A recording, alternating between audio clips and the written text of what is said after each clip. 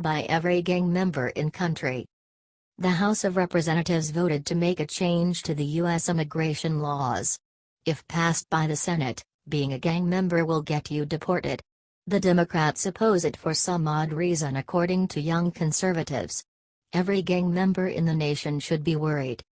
The Criminal Alien Gang Member Removal Act, H.R. 3697, passed in a 233-175 vote and was backed largely by GOP lawmakers, and opposed by most Democrats. Representative Barbara Comstock introduced the legislation. The bill makes the police deport any illegal immigrants that they can prove are gangbangers. Advertisement. It will provide additional tools to law enforcement that will ensure that when Immigration and Customs Enforcement positively identifies a known alien gang member, they may act immediately, Comstock said on the House floor. We don't have to wait until these brutal killers wield their machetes or leave another body on a children's playground. Why is it so natural for the Democrats to oppose any measures to stop criminals? This should be something that everyone agrees on. The Democrats are fond of criminals though, since criminals, illegal immigrants, and corrupt Hollywood losers are their voting base. They need criminals and illegals in the U.S. in order to keep their power.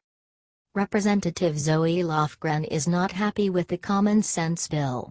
Her reasoning is so perfectly idiotic. In one fell swoop, this could turn nuns into gang members, Lofgren said.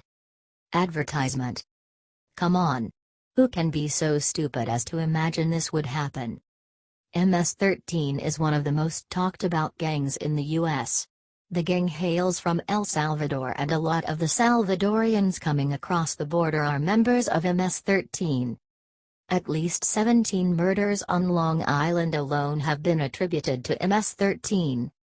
Following the April murders, Attorney General Jeff Sessions traveled to Long Island and vowed to crack down on MS-13.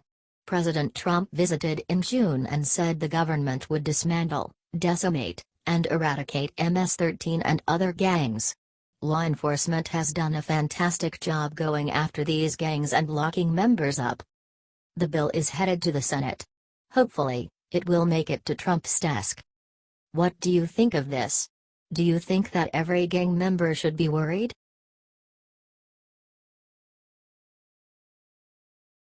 What Rex Tillerson just did will go down in history as fatal blow for government bureaucracy. Newsmax reported a story about Secretary of State Rex Tillerson offered a reform plan. Rex Tillerson released the reform plan's first step where he is trying to merge the State Department and the U.S. Agency for International Development. This would be a good move to save money. Tillerson described this move as the most important thing he will do in his department. Advertisement. There was an email to the employees of both agencies in which Tillerson said he hopes to save up to $10 billion over 5 years with the redesign aiming to align resources from the State Department and USAID, CNN reported. The Secretary of State believes that the rebuilding or consolidation is employee-led. Tillerson is doing what a good leader does and he is asking for input from the employees in an agency-wide survey. He also wants a listening tour of the State Department and USAID to help determine the realignment. Tillerson has had a whopping 35,000 employees responded already. That's a huge number of employees. Maybe putting the two organizations together would save money, but the number of government employees should be slashed as well. That would save more and more money. Advertisement. The plan unveiled Thursday seeks to shave nearly 2,000 jobs through reforms over the next 2.5 years. How will the liberal media spin this? They will say that Trump and Tillerson are doing their best to take away the livelihoods of these employees who are overpaid and do virtually nothing to benefit the American people. This is a great idea and I am fully behind this. Slashing government budgets and spending is what America is all about. The government is bloated and useless. It's like throwing money in a pile and setting it on fire. What do you think of Tillerson's plans for the State Department and USAID?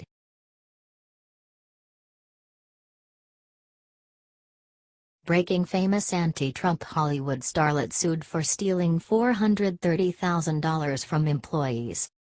Faith Family America has a story today about yet another anti-Trump celebrity who's in big trouble. Recently, celebrity chef Anthony Bourdain guaranteed himself a visit from Secret Service after saying he wants to poison President Trump. Now this latest story is about actress Jessica Biel, and it also involves cooking and food, believe it or not. Advertisement. Usually fans think of Biel for being married to Justin Timberlake and lighting up the silver screen with her attractive good looks. Now she's making headlines for an entirely different reason, however, as she is being sued for theft. Biel co-owns a restaurant in LA called O Fudge, and employees at this restaurant say Biel and her business partners withheld more than $430,000 in tips from them. That's a hell of a lot of tips. Doesn't Biel make enough from her movies? Hint: Biel has an estimated net worth of $18 million, and when you add her worth to Timberlake's it shoots up to $248 million, so Biel isn't exactly hurting for cash. Advertisement. Biel's restaurant frequently has private events and dinners where customers get charged a 22% gratuity. This isn't a place for regular Americans to eat, in other words, it's a super expensive hangout. But 9 employees and former employees say Biel and her co-owners kept the tips instead of giving them out as agreed. In the lawsuit, the employees say huge events didn't result in them getting the tips they were owed, not even close. For example, the lawsuit mentions a high-end Netflix meal event last summer at O Fudge. Netflix folks racked up a bill of $80,220.19 and put in a tip of $13,271.50. So what did the waiters and staff allegedly get from that tip? Big fat zero. The restaurant is owned by Biel along with Esty Stanley, Joey Gonzalez, Kimberly Muller, and Jonathan Rollo. Employees say they intentionally added up the numbers wrong to steal the tip from staff. Employees also say the restaurant's owners treated them like crap on a regular basis. Does that surprise anyone? We're talking about Hollywood bigwigs here. Each of the employees had their gratuities wrongfully converted and were improperly denied meal and rest breaks, overtime compensation, and earned wages under various illegal payroll practices, the lawsuit alleges. It goes on to say that the restaurant's owners charged hundreds of thousands of dollars in gratuities to private party customers and converted said gratuities to themselves in order to pad their own pockets and deprive plaintiffs their just compensation in violation of law. That is just low, dude.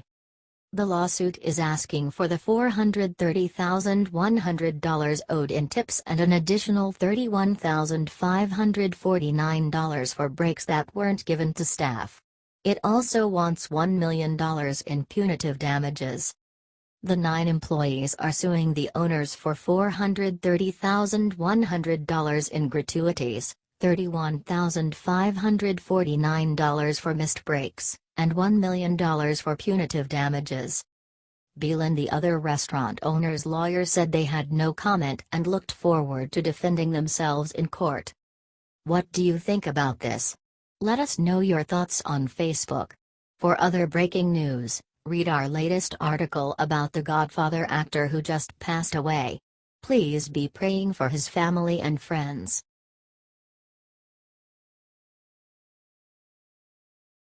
Liberal response to President Trump letting 11-year-old kid mow WH lawn spells doom for Dems.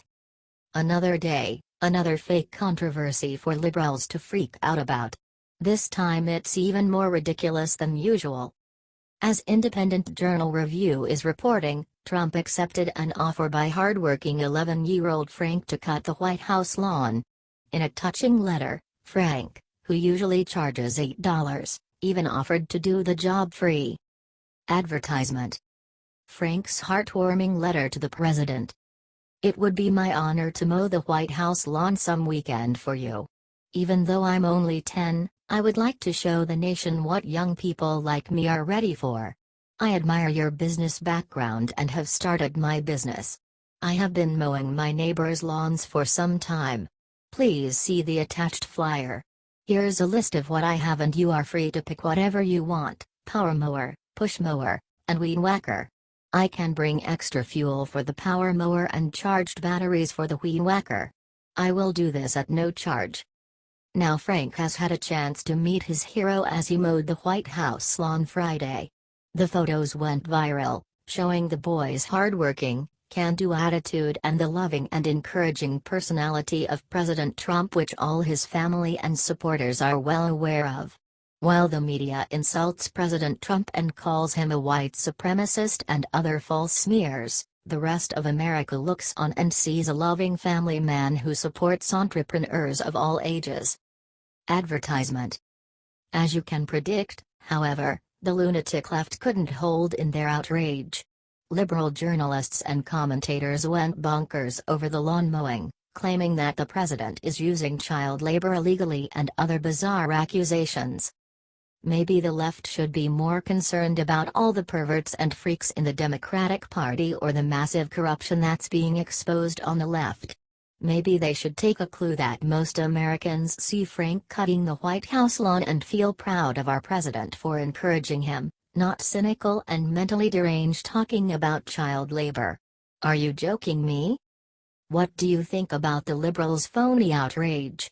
Do you think the Democrats will ever win another election?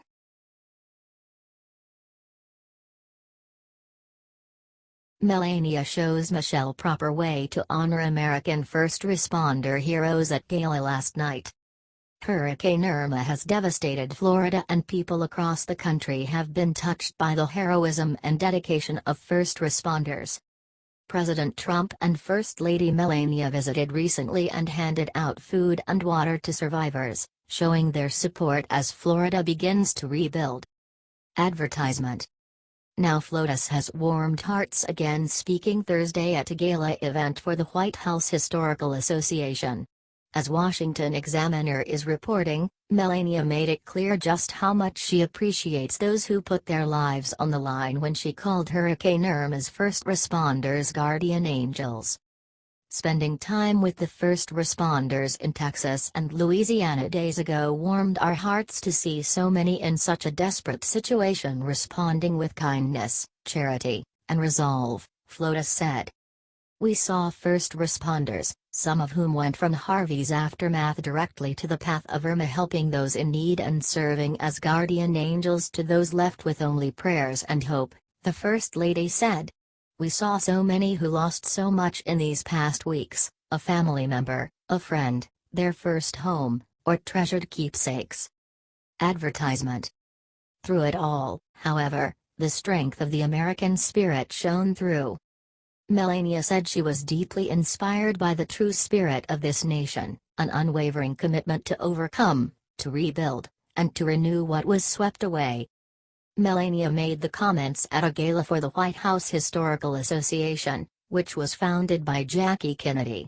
Prior to her remarks, POTUS commented that Melania is the star of the Trump family.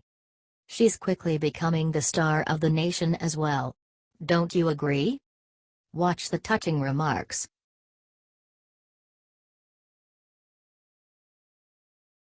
What Trump just did shows why America will always love him no matter what libs try to pull. Because he is having fun. Simple. Game over. Trump is funny and has fun and brings joy to people. He did it for years with liberals when they loved his brash style and hit TV show. And they will come around again. Take it to the bank. As will conservatives up in arms over a potential deal with the Democrats. Advertisement. Look, Trump brings people together. He has fun doing it, and that is contagious. That is why he has been so successful. Because he wins the right way, by making sure everybody gets a little part of the victory. According to Fox News, 11-year-old entrepreneur Frank Giacchio had his dream come true this morning and got to mow the White House lawn. Advertisement. White House Press Secretary Sarah Sanders tweeted a photo of Giacchio taking care of business Friday morning. Frank is hard at work in the Rose Garden and doing a great job. She wrote. The letter he wrote, that got him the invite from Trump, melted hearts and minds across America. It read, "It would be my honor to mow the White House lawn some weekend for you. Even though I'm only 10, I would like to show the nation what young people like me are ready for. I admire your business background and have started my business. I have been mowing my neighbors' lawns for some time. Please see the attached flyer. Here's a list of what I have and you are free to pick whatever you want: power mower, push mower, and weed whacker. I can bring extra fuel for the power mower and charged batteries for the weed whacker. I will do this at no charge."